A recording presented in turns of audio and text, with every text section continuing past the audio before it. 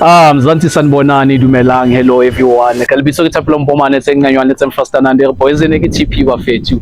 Welcome back to another episode, another show of the London Beat, of course the heartbeat of South Africa. South Beat bafethu asibangele.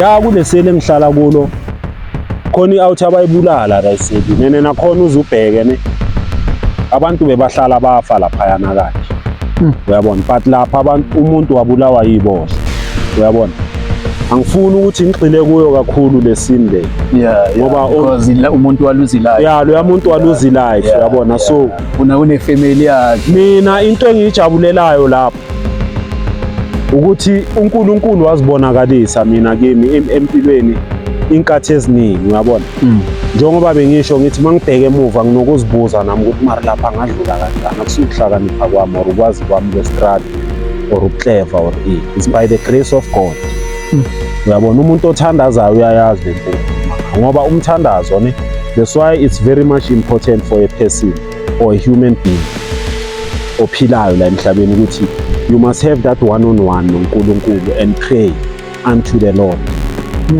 Uyabona? Whether you are a sinner or not, as long as uphila la emhlabeni, because there are spirits na la emhlabeni. Uyabona? Yeah, so umthandazo ukwenzela izinto wena ongeke ukhona ukuzenza ngengqondo yakho nangokuhlakanipha kwakho nangokuclever kwakho kwala emhlabeni. Umthandazo uyenze nje that thing nje.